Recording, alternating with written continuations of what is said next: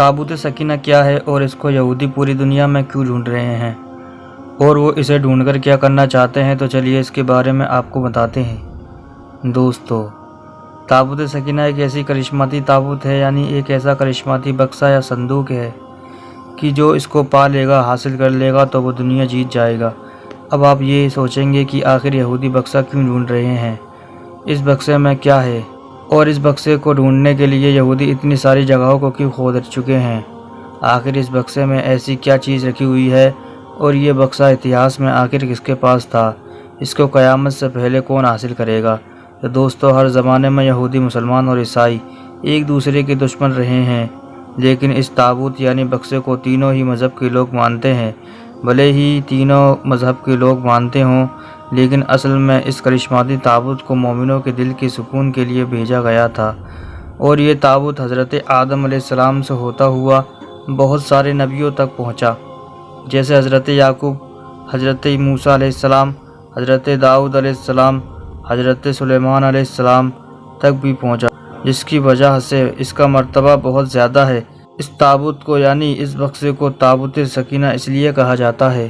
क्योंकि इस ताबूत से लोगों के दिल में सुकून, इत्मीनान और तसल्ली मिलती थी। इसी सुकून और इत्मीनान की वजह से इस बक्से का नाम ताबूत सकीना है। दोस्तों, रिवायतों के हिसाब से इस बक्से को अल्लाह ताला की तरफ से हज़रत आदम अलैहिस्सलाम को दिया गया था, जो शमशाद की लकड़ी से बना हुआ बहुत ही भारी बक्सा था। इसे आप जन्नत से अपने साथ इस दुनिया में लेकर आए और वफ़ात तक ये हज़रत आदम अलैहिस्सलाम के पास ही रहा। जब हज़रत आदम अलैहिस्सलाम की वफ़ात का वक्त आया तो आपने इस बक्से को अपने बेटे शीश अलैहिस्सलाम को दे दिया। इस तरह ये ताबूत हज़रत शीश अलैहिस्सलाम की औलाद में चलता रहा, यहाँ तक कि ये हज़रत याकूब अलैहिस्सलाम तक पहुँचा और उनके बाद फिर ये बनी इसराइल के पास आ गया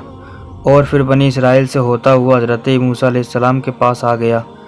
फिर हज़रत मूसा अलैहिस्सलाम ने रेगिस्तान की तपती धूप में घूमने के बाद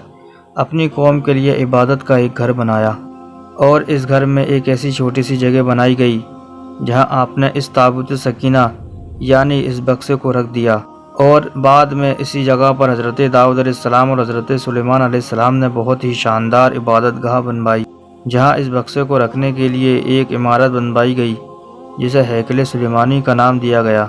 ये इमारत जिन्नातों की मदद से बनवाई गई थी, जिसमें कीमती पत्थर, याकूत, ज़ुमर्द, सोने चांदी की तख्तियों की दीवारें थीं। इस हैकल में चमक और रोशनी इस तरह थी कि रात में भी रोशनी की ज़रूरत नहीं पड़ती थी। और जिस ख़ास कमरे में ताबूत को रखा गया था उसका नाम अल-कुदस था। सवाल ये उठता है कि इस ताबूत यानी बक्से में आखिर ऐसा क्या था कि जिसको बनी इसराइल बहुत ही मुक़द्दस मानते थे। तो दोस्तों, दरअसल इस बक्से में पैगंबरों के तबर्रुकात थे, उनकी यादें थीं, जिसमें लोह कुरानी और ओरिजिनल तौरेत किताब और वो बर्तन जिस पर बनी इसराइल के लिए जन्नत से खाना आया करता था, हज़रत यूसुफ अलैहिस्सलाम का कुर्ता,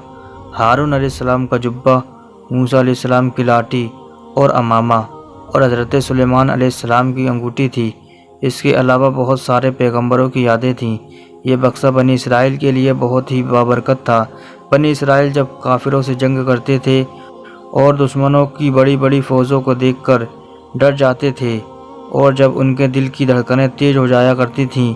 तो वो इस ताबूत को आगे रख लेते और इस ताबूत से ऐसी बरकतें और रहमतें निकलती कि बनी इसराइल के जवानों के दिलों में सुकून और इत्मीनान पैदा हो जाता और उनके कांपते हुए दिल चट्टान की तरह मजबूत हो जाते और इस तरह वो हर जंग में जीत जाया करते थे। इसके अलावा जब भी कभी बनी इसराइल पर कोई मुश्किल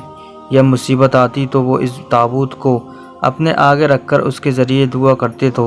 उनकी दुआएं कबूल हो जाती और हर मुसीबत टल जाती थी। जब तक ये ताबूत इसराइलियों के पास रहा उनसे दूसरे कौम के लोग डरते थे। कुल मिलाकर कहा जाए तो इस ताबूत से बनी इसराइल कौम को बहुत सारे फ़ायदे मिलते रहे, मगर जब बनी इसराइल कौम बहुत सारे गुनाह और हद से ज़्यादा कुफ्र और शिर्क करने लगी तो उनके इन बुरे करतूतों की वजह से अल्लाह ताला का ये अज़ाब नाजिल हो गया कि कौम अमालिका के काफिरों ने अपनी एक बड़ी फ़ौज के साथ उन लोगों पर हमला कर दिया और उन लोगों ने बनी इसराइल के लोगों को कत्ल करके उनकी बस्तियों को तोड़ फोड़ कर तबाह और बर्बाद कर दिया।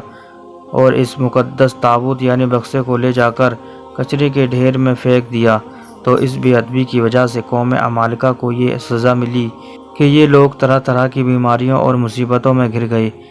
لہٰذا قوم عمالقہ کے 5 شہر پوری طرح سے تباہ و برباد ہو گئے اور طرح طرح کی بیماریاں پھیل گئیں۔ لہٰذا ان کافروں کو جب یہ یقین ہو گیا کہ اس بکسے کی بے ادبی کی وجہ سے ہی یہ عذاب ان پر آیا ہے، تو ان کافروں کی آنکھیں کھل گئیں اور ان لوگوں نے اس مقدس بکسے کو ایک بیل گاڑی میں لاد کر بیلوں کو بنی اسرائیل کی بستیوں کی طرف ہانک دیا۔ پھر اللہ تعالیٰ نے 4 فرشتوں کو بھیج کر اس صندوق کو حضرت سمود علیہ السلام کے پاس بھجوا دیا، اور اس طرح بنی اسرائیل کی کھوئی ہوئی نعمت ان کو دوبارہ مل گئی، یعنی ان کو یہ بکسہ دوبارہ مل گیا، اور اس بکسے کے ملنے سے ان کی کھوئی ہوئی عزت بھی ان کو واپس مل گئی۔ لیکن یہودی قوم اتنی بری قوم تھی کہ وہ ہر زمانے میں کسی نہ کسی برائی میں لگ جاتے تھے۔ خیر، وہ جب دوبارہ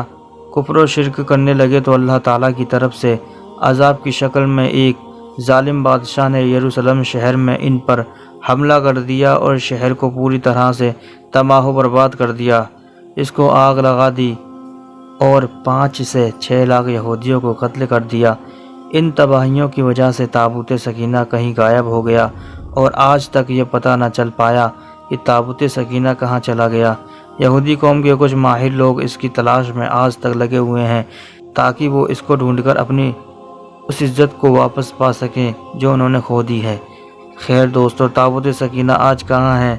اس کے بارے میں بہت سارے الگ الگ رائے ملتی ہیں اور الگ الگ اندازہ لگایا جاتا ہے۔